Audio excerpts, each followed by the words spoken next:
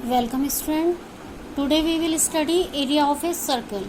Area of a circle आप पिछली classes से पढ़ते आ रहे हैं, जिसमें आपने सिंपल एक फार्मूला पढ़ा है, area equal to pi r square, where r is the radius.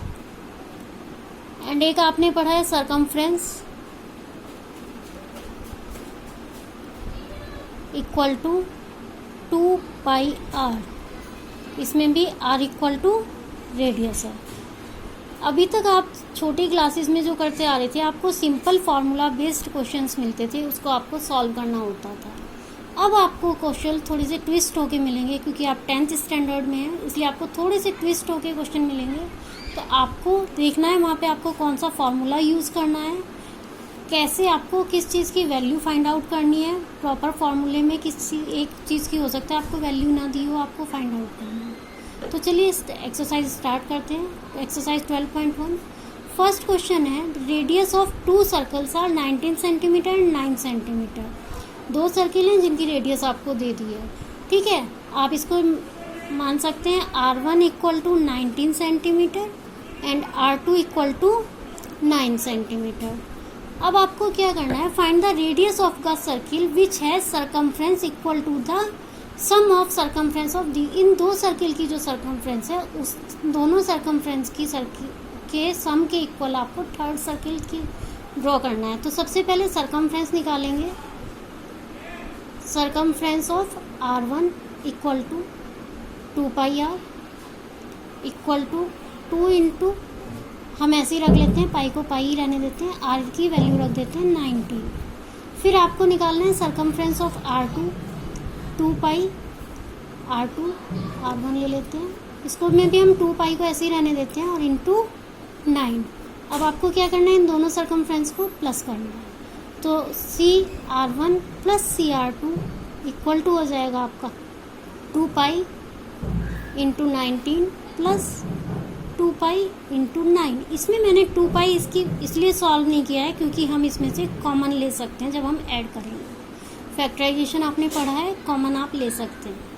तो आप अब आपका ये हो गया 2 पाई इंटू 28। अब आपको क्या निकालना है, रेडियस फाइंड आउट करनी है थर्ड सर्कल की, जो आपका R3, जो इन दोनों जिसकी सरकमफ्रेंस यानी कि circumference of R3 equal to 2 pi into 28। तो R3 आपको फाइंड आउट करनी है, इक्वल टू इतनी सरकमफ्रेंस क्या होगी इसकी 2 into pi R3 equal to 2 pi into 28। इस 2 से 2 कैंसिल हो जाएगा, पाई से पाई कैंसिल हो जाएगा, R3 इक्वल टू 28।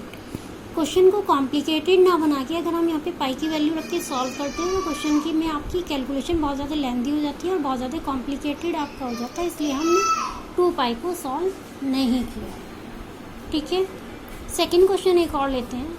इसमें दिया है the radius of 2 circles, again 2 circles की रेडियस दी गिवन है, आप मेंशन कर लीजिए जो आपको गिवन है 8 centimetre, R2 equal to 6 centimetre. अब आपको कहा है सर्किल का जो एरिया है वो बाकी sum of the area of, find the radius of the circle having area equal to the sum of the area of 2 circles. Same method आपको यूज़ करना है, उसमें आपने सरकमफ्रेंस को इक्वल रखा था, इसमें आपको एरिया को इक्वल रखना है।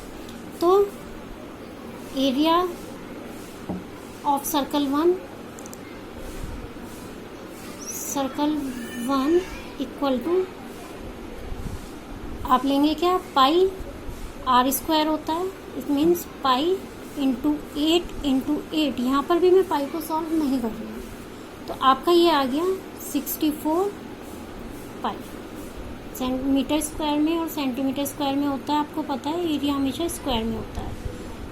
एरिया ऑफ सर्कल 2 की अगर हम बात करें तो पाई R2 का square pi into 6 into 6 means 36 पाई सेंटीमीटर स्क्वायर। अब जो आपका थर्ड सर्कल है जिसे आपको फॉर्म करना है, उसका एरिया ऑफ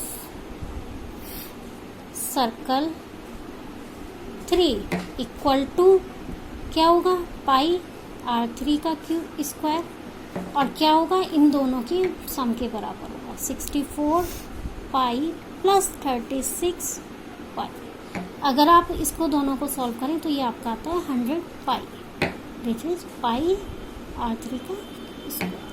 अब आप पाई से पाई को कैंसिल कर सकते हैं, तो आपका R3 आ जाएगा √100 इक्वल टू 10 सेंटीमीटर। तो इन दिस वे आपको ये देखना है कि कहाँ पर कौन सा फॉर्मूला यूज़ होना है और कैसे आपको उसको यूज़ करना है। अगर आपको हमारी वीडियो अच्छी लगी हो तो प्लीज़ लाइक और सब्सक्राइब करें। Thank you.